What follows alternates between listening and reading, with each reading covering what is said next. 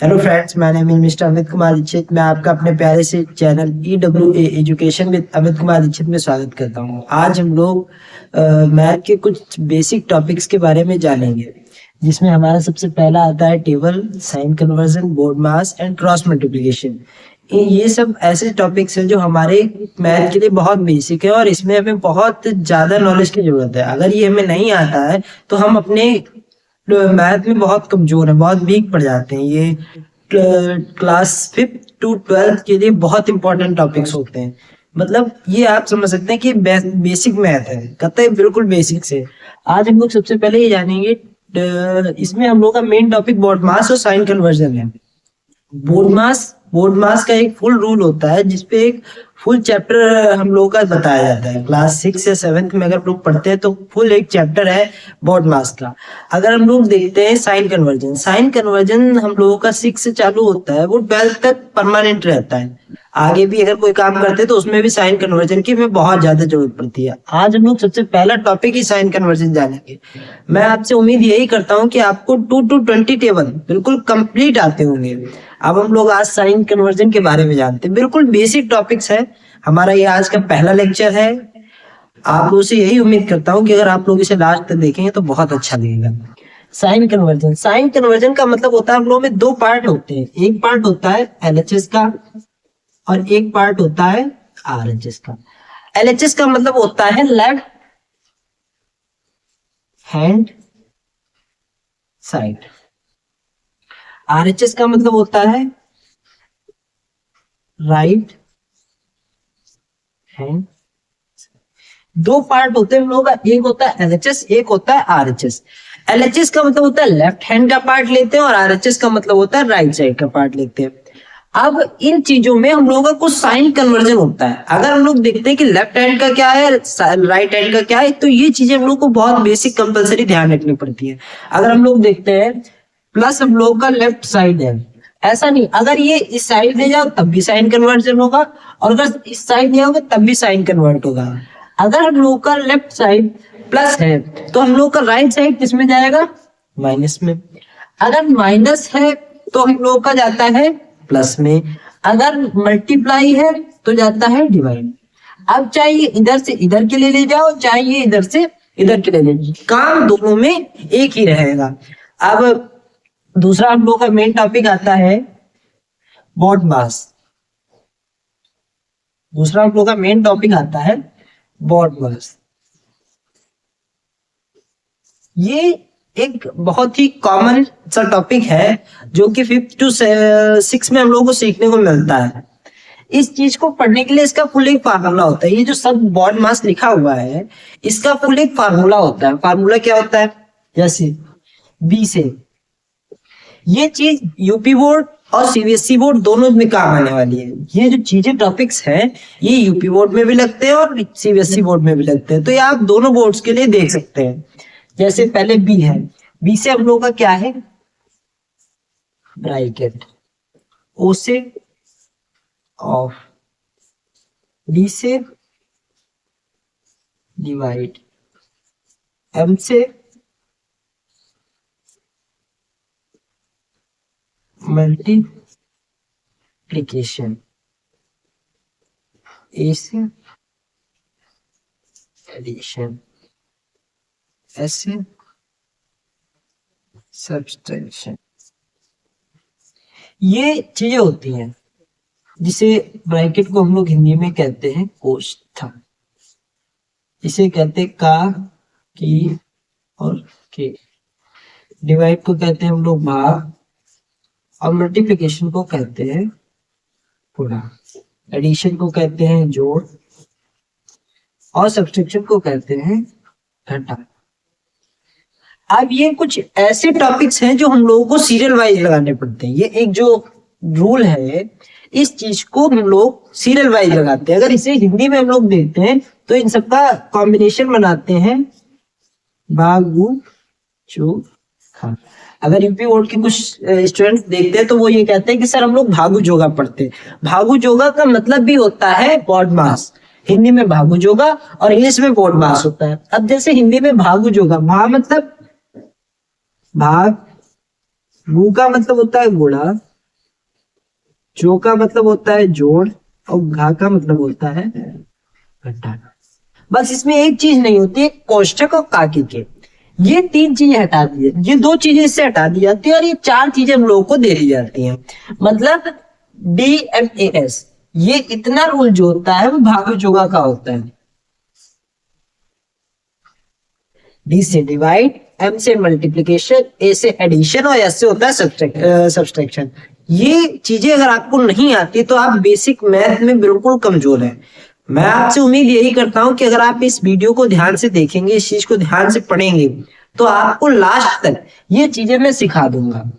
Board मास भी सिखा दूंगा, उसके साथ divide, multiplication, addition and subtraction भी सिखाऊंगा। बिल्कुल बेसिक कॉन्सेप्ट से चलूंगा। बेसिक से चल करके मुझे 10th की मैथ पढ़ानी है, आप सभी को बेसिक से लेकर के 10th तक का बताना है। तो सबसे पहले हम लोग बेसिक आज जानेंगे। कल से 10th की UP board and CBSE board बात एक ही होती है, बस उसमें सीबीएसई बोर्ड में इंग्लिश में लिखा होता है और यूपी बोर्ड में हिंदी में लिखा होता है। तो हम लोग कल से एक यूपी बोर्ड की और एक सीबीएसई बोर्ड की अलग अलग क्लासेस डालेंगे। हालांकि बात एक ही है, अगर यूपी बोर्ड वाला बच्चा चाहे तो सीबीएसई बोर्ड का पढ़ सकता है और सीबीएसई बोर्ड वाला चाहे यूपी बोर्ड का पढ़ सकता है, लेकिन मैं दोनों की क्लासेस अलग अलग डालूंगा। अगर आपको मेरी क्लासेस समझ में आती हैं तो आप इसे लाइक, सब्सक्राइब एंड शेयर जरूर करें। आपसे उम्मीद यही करता हूँ कि आप अगर ध्यान से पढ़ेंगे तो ये समझ में आएंगे। अब हम लोग अपने टॉपिक पे आते हैं। तो ब्रैकेट बोर्ड मास का हम लोग रूल इतना जो है इसे ये लगाते हैं, फॉर्मूले को अप्लाई करके देखें बोर्ड मास की किसी भी, ये ज्यादातर किसमें लगता है, ज्यादातर फ्रैक्शन फॉर्म में लगाते हैं हम लोग। अब जैसे क्वेश्चन देखते हैं, 5 × 4 डिवाइड बाई 2 -4। अब ये लगा हुआ है, +2 कर दो, +2 यहाँ ना करो, यहाँ पे भी इतना ही रखो।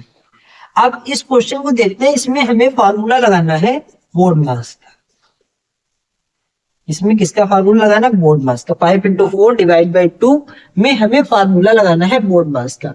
बोर्ड मास का फार्मूला कैसे लगाते हैं, बोर्ड मास में पहले नंबर में कहता है ब्रैकेट को देखो, ब्रैकेट इसमें कहीं लगा हुआ है, अगर ब्रैकेट लगा होगा तो ब्रैकेट को हटाए नहीं। ओ का मतलब होता है ऑफ।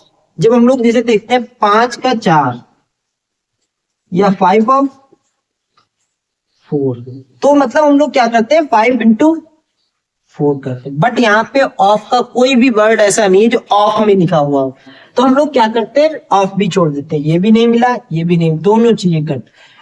फंसता है डिवाइड। सबसे पहले हम लोग क्या करेंगे, इस पूरे नंबर्स में डिवाइड करेंगे। डिवाइड देखते हैं, ये डिवाइड का इतना पार्ट फंस रहा है, मात्र इतना। 5 × 4 का अगर 2 से डिवाइड करेंगे टूट जाएगा, -4 बचा हुआ पार्ट एग्जैक्ट उतार देना। अगला नंबर है मल्टीप्लिकेशन का। मल्टीप्लिकेशन का मल्टीप्लाई करेंगे, 5 × 2 = 10 -4। अब एडिशन का पार्ट कहता है कहीं एडिशन है, इसमें एडिशन तो है नहीं, एडिशन जब नहीं है तो एडिशन को छोड़ देंगे।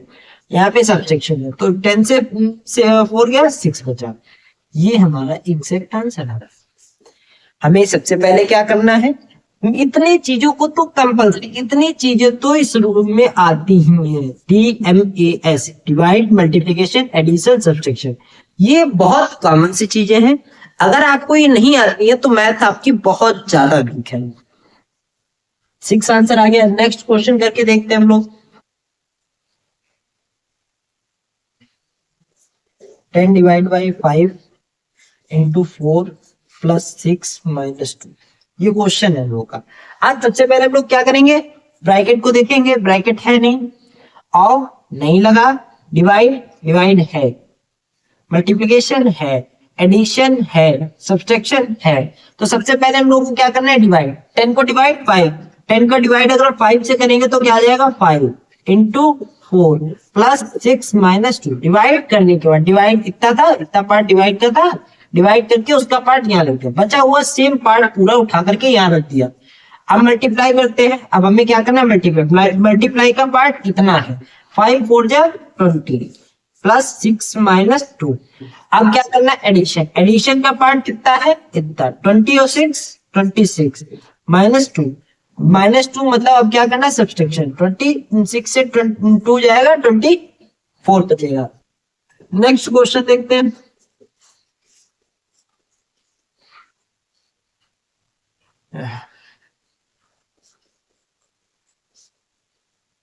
नेक्स्ट क्वेश्चन है हम लोग का ऑफ वाला। अब देखते हैं 5 of 10 divide by 5 into 4 plus 6 minus 2। अब हमें यहाँ पे क्या दिया गया, ऑफ।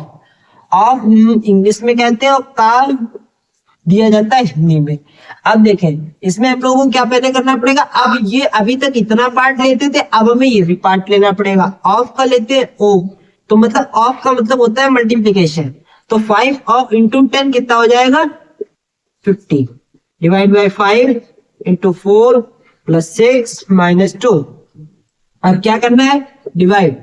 डिवाइड मतलब 50 divide by 5 10 into 4 plus 6 minus 2। अब क्या करना है, मल्टीप्लीकेशन। 10 into 4 40 plus 6 minus 2। अब क्या करना है, एडिशन। 46 माइनस 2 कितना बचेगा 44।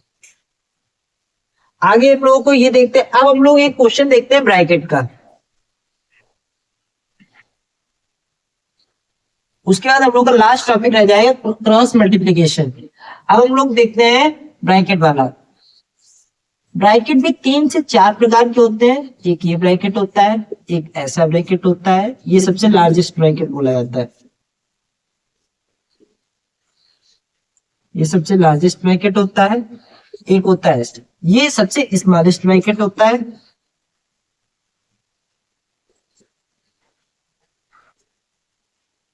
और ये मीडियम ब्रैकेट होता है। अगर ब्रैकेट की भी पहचान करें तो ये 3 प्रकार के ब्रैकेट होते हैं। सबसे पहले होता है ये लार्जेस्ट, स्मॉलेस्ट, मीडियम।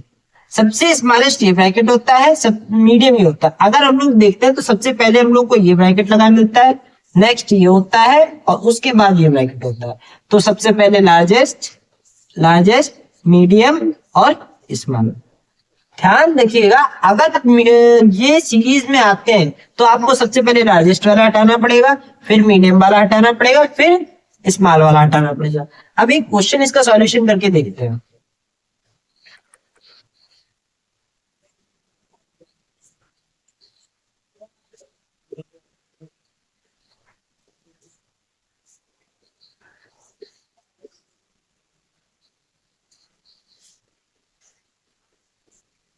ये क्वेश्चन है, हम लोगों को सॉल्यूशन करना है। सबसे पहले हम लोगों को कौन सा ब्रैकेट दिया गया है, लार्ज ब्रैकेट है। सबसे पहले लार्ज ब्रैकेट हम लोगों का क्या कहता है, बोर्ड मास जब कहता है तो सबसे पहले हम लोगों को लार्ज ब्रैकेट हटाना है। लार्ज ब्रैकेट हटाते हैं। लार्ज ब्रैकेट के पूरा हटाने के लिए पहले लार्ज ब्रैकेट के अंदर के पार्ट्स को सॉल्यूशन करना पड़ेगा। अंदर के पार्ट्स को देखते हैं। पहले इसके अंदर क्या है, मल्टीप्लीकेशन। जब इसे हम सॉल्व कर लेंगे तभी हम आगे बढ़ेंगे। इसमें तब तक बोर्ड मास का रूल नहीं लगा सकते जब तक हम अंदर के ब्रैकेट को सॉल्व नहीं कर लेते। अगर हम लोग अंदर के ब्रैकेट को सॉल्व नहीं करेंगे तो हम लोग बोर्ड मास का रूल डायरेक्ट नहीं लगा सकते। 6 4 जा 24 plus 4 divide by 2 into 4 plus 2 minus 2। अब 24 मिल गया। अब ये हम जो मीडियम ब्रैकेट है इसे हटा सकते हैं। तो यहाँ पर 24 हो गया plus 4 divide by 2 into 4 plus 2 minus 2। अब हमें इस ब्रैकेट के अंदर क्या मिल रहा है, डिवाइड। तो सबसे पहले हमें यहाँ पे क्या करना है, डिवाइड। 24 प्लस 2 हो जाएगा डिवाइड पे, इंटू 4 प्लस 2 माइनस 2। अब यहाँ पे हमें ये क्या करना है, अब इसके अंदर इसी पार्ट को सॉल्यूशन करना है। इस पार्ट को सॉल्व करोगे 24 और 2 26 इंटू 4 प्लस 2 माइनस 2। अब इस पार्ट को सॉल्व करेंगे। अब ये ब्रैकेट को हटा देते हैं। 26 इंटू 4 प्लस 2 माइनस 2। अब इस पार्ट को सॉल्व करेंगे। इसमें मल्टीप्लीकेशन है। 4 6 जा 24, 2 4 2 जा 8 और 10, 8 और 2 10 प्लस 2 माइनस 2 4। इसे ऐड कर लो, 4 1 6 माइनस 2, यहाँ पे हो जाएगा 4। हमारा आंसर आ जाएगा। ये ब्रैकेट का भी हो गया, सिंपल भी हो गया। अब लास्ट टॉपिक हम लोग का बचता है क्रॉस मल्टीप्लिकेशन। क्रॉस मल्टीप्लिकेशन ये थोड़ा कॉम्प्लिकेटेड होता है। क्रॉस मल्टीप्लिकेशन में ज्यादातर हम लोग इसको यूज करते हैं एलसीएम लेने के पार्ट में। हम एलसीएम ना लेकर के डायरेक्ट इस चीज को सॉल्यूशन कर देते हैं, जिससे हम लोग का काम हो जाता है। या एलसीएम का है या क्रॉस मल्टीप्लिकेशन, मतलब इसे कह नहीं सकते, लेकिन सॉल्यूशन के पार्ट में डाल सकते हैं। सॉल्यूशन के पार्ट में डाल सकते हैं, क्रॉस मल्टीप्लाई भी डाल सकते हैं और एलसीएम भी डाल सकते हैं। जैसे देखिएगा, अगर हम लोग 5/6 इंटू